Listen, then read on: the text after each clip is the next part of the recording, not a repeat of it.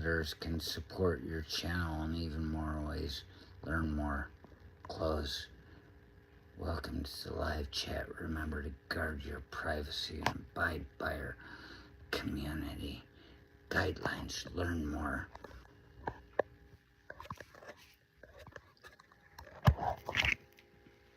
It's just natural. If you're here, it's by mistake.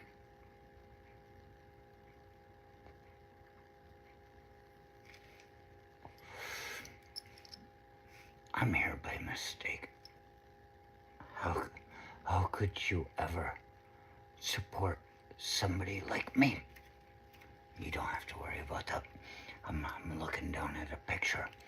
And the thing is, being that this is a test run, who can be what? I've been watching that McBalling character, that Mr. John B. Allen. He's next. Navy SEAL. And he talks about all these things that happen. And so I once came across from San Jose on a motorcycle, and I was like, ah. And I drove and drove and drove. Drove. That was in 1996. And then I rode back to San Jose.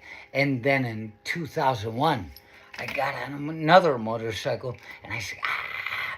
And I went back to Gaylord, Michigan, and then rode it back to San Jose. There's always something happening. I mean, you're in Tucumcari. Ha. Well, I guess my work here is done. And so the thing is, there in 2001, I have a message. I had slept in a tree. I keep looking for horror stories that this McBalling guy talks about. I even looked at the Hastings cutoff that the park services talk about. Nobody can touch on what I did that day. I came out and I said, ah! I stopped at a gas station. I said, do you know anything about a haunted tree? And the waitress is like, I don't know what the fuck you're talking about. So, that was it. But here it is. What I did see about all that was the 40-year desert. And then there's a bunch of dirt. And then there's a tree. This is the haunted tree that I speak of. I want you to know. I was riding. You want to know the worst sound in the world? Just a motorcycle for hours and hours and hours overall, just going, ah! That's one of the worst sounds in the world. It can make you grind your teeth. It can make you be a bad person.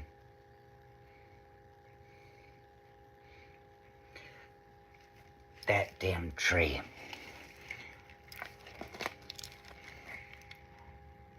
I'm compelled to tell you this story because I got on the motorcycle in the middle of the night, and everybody said there's a storm coming over the Sierra Nevadas. I was in San Jose on 1st Street and George, right next to the IHOP, just down the road from the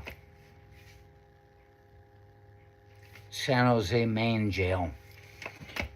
And I told everybody, they were like, stop. All the neighbors, I lived in a sixplex, like 6 apartments were in my building, and they all came out and said, don't go, Judas. And I said, you can't stop me now. And I got on and I said,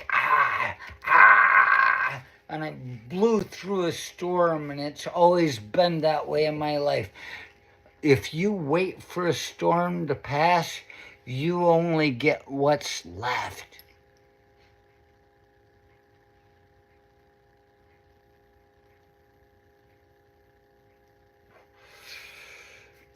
But there, I rode and I rode and I rode, and I made it across the 40-mile desert, where it was just pitch dark and fucking freezing. The sun coming up. It's not getting any warmer. You're just like, I'm gonna die out here. Whatever it is, if you're on a motorcycle.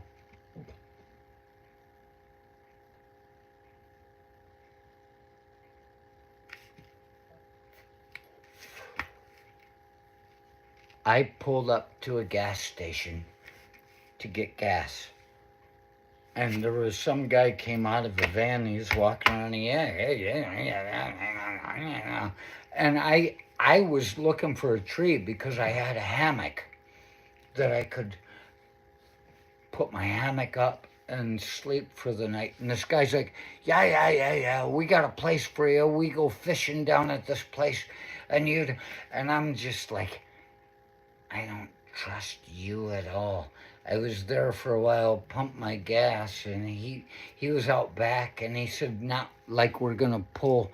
And he didn't even say Deliverance. He didn't even know the name of the movie where a bunch of hillbillies rape Burt Reynolds' friend, well, you know his name, Ned Beatty. This guy didn't even know the name of that movie, but he says, not like we're going to pull, and he said some word that I knew he meant, deliverance on you. And he giggled, and I was like, I got to get the fuck out of here. The sun was starting to set, and I went to the motel at the end of this street going through Carlin, Nevada. And nobody answered. The TV was going. I was pounding on the door, and I said, you know what? I told that guy that I was going to go stay in there. I'm getting the hell out of here. So I split our distance. Who knows? He's talking about his buddy not wanting to pull a deliverance on my ass. How many people can you fight? Hey, obviously grew up there, so he's probably got friends.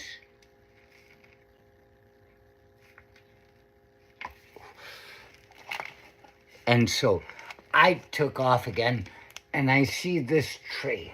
One tree. I'd been looking for a tree so long that I just wanted a place to set up my hammock and sleep in. They don't talk about this haunted tree at the base of the Hastings cutoff.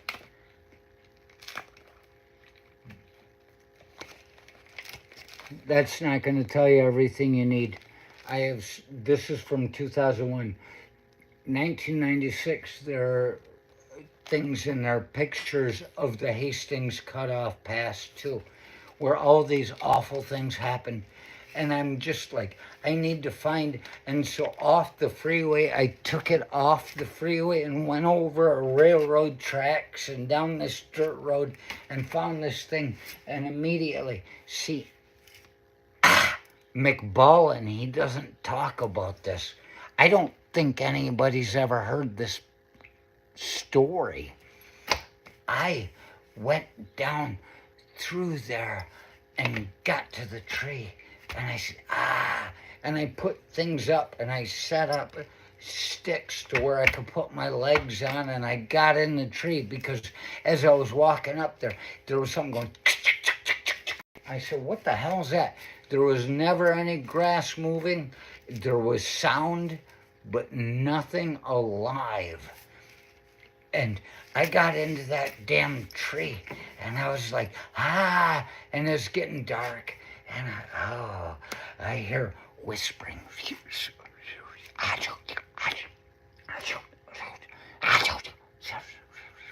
And I said, what the hell's going on? And my friend that was in ICE, that was part of the Border Patrol, that I knew from Iraq, he would give me a switchblade. I had that there, and I said, and I hear, and I reached up with my flashlight, and I said, I'm here, just in case anybody wanted to talk about what I'm doing on their property. And then the train went rolling by and it shut it all down. And I was like, and I went to sleep in the crutch of this tree. And I slept, and I could feel things. I was just like,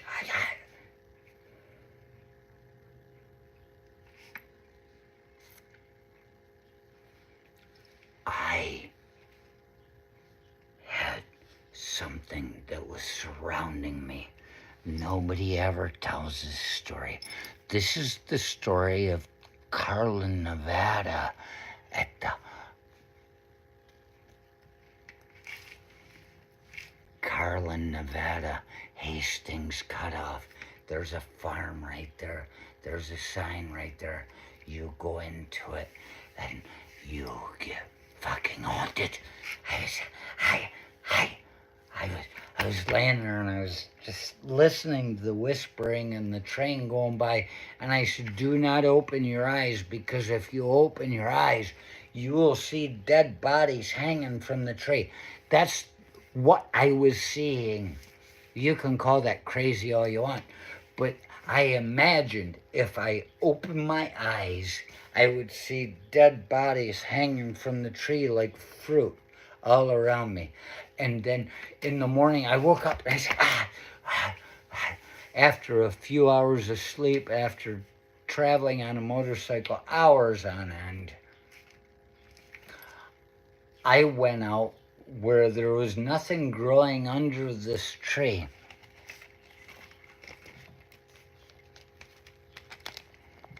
There was nothing growing under this tree. I went out to the edge of it, and I took a pee. These are pictures from 2001, after I'd already been haunted there. I went back there and then got the fuck out of there as light started waning. Oh, look at that. Even the sticks that I used to prop myself up were still there many years. There were tennis shoes, there were awful things. And then just south of there, there was that woman that told me I could go to Merrill's Marauders and get a massage. She didn't want to tell me that. But the thing is, nobody ever talks about this tree. I woke up about 4:35 in the morning, and I said, I'll take a pee. I walked out. There was nothing that would grow under the tree. It did years later. Must have been my urine that fertilized it.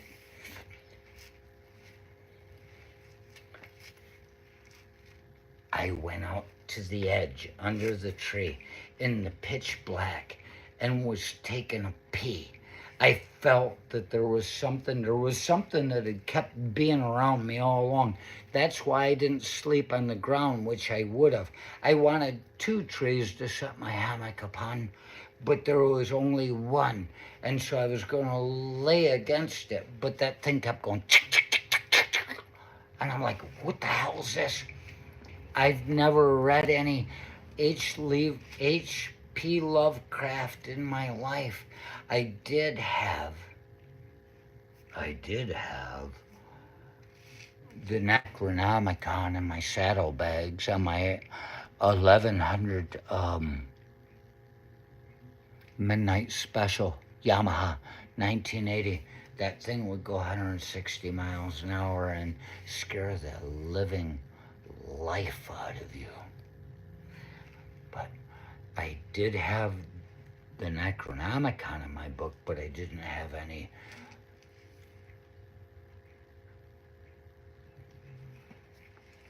H.P. Lovecraft spoke of the things out in the wild that would move through the night. You could not see them. You could not feel them. He talked about how you could smell them. I never smelled anything. I just went out and took a pee. And as I was taking a pee, the next morning after being in that tree all night long, which, what is a tree? It's a crutch, it's a crotch, it's a rood, it's a cross, it's a crossroads. Those are places where things come in and out of.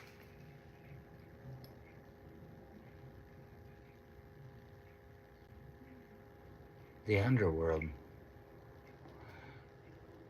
I got up to take a pee at the edge, under the dirt at the edge where the tree was showing its things. I was taking a pee and I'm standing there peeing. I'm like, I said, I guess I must have been imagining it all. It must have been a dream. There were people whispering around me.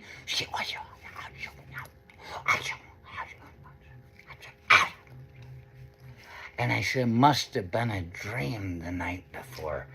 And all of a sudden this thing said, and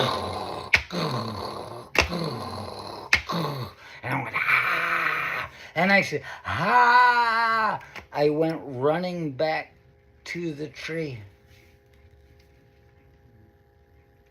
This is probably the part you don't want to hear, but the truth is, I still had my dick out. It was time to move, it was time to go. And I went rolling up in the tree and I pulled the switchblade that my buddy Meat had given me, my friend from Iraq. And I said, Gah! And I had a light, and there was nothing there. And I'd also heard shit fall off of my motorcycle in the arroyo that I'd parked it in so nobody could see it from the freeway. And I came out, I said, ha, ha, ha. I ran to my motorcycle, and everything was still on my bike. I'd heard it fall the night before. So you can say, was I dreaming it? Was it real? But there was something. I could feel the ground shake under me. And I got on the bike and I said, and I had to pull the choke, and I'm like, and I said, oh, and I went blowing out of there, and there were mice running out in front of me on the damn road. I'm like, ah. I drove for miles after the hours, and I stopped at a rest stop, and I stopped, and I was so fucking worn out. Not like I'm gonna stop, but I was worn out. And I said to the waitress when she brought me my coffee, I'm like, ah. I said, have you ever heard of a haunted tree? And she looks at me and says, I don't know what the fuck you're talking about. So there is a thing. And I watched a bunch of stuff about the Hastings cutoff today. It doesn't quite catch on to Carlin, Nevada, just east of it, where you go off the road and across by the farm, and the sign is there.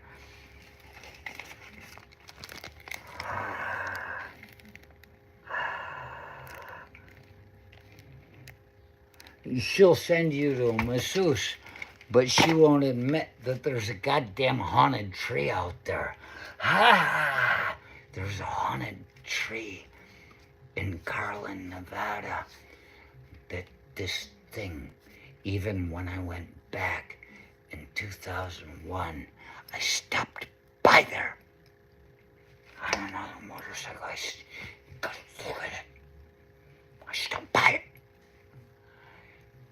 And I stopped an hour earlier than I had the time before, because This seems to be a very dangerous place. Don't want to be stuck after dark. And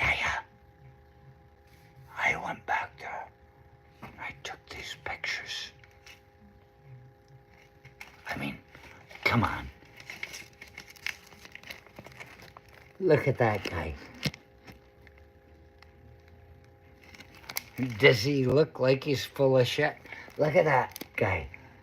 There's the goddamn Bonneville Salt Flats. I mean, we were in the region of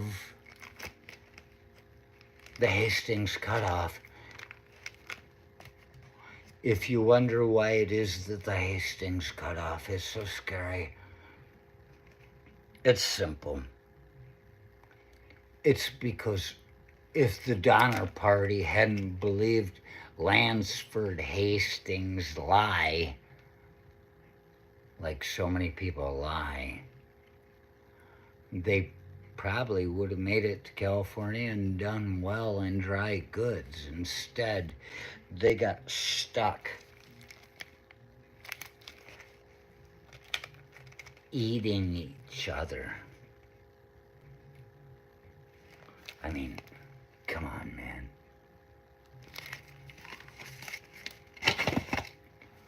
Why is it nobody has heard of this haunted tree in Carlin, Nevada, at some kind of trailhead outside of Elko to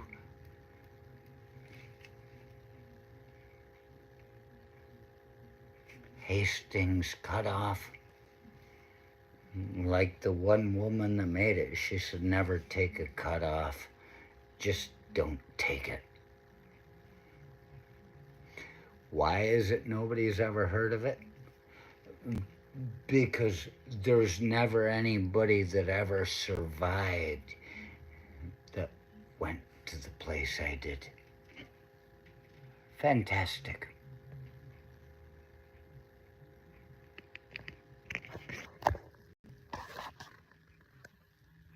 Shut it on.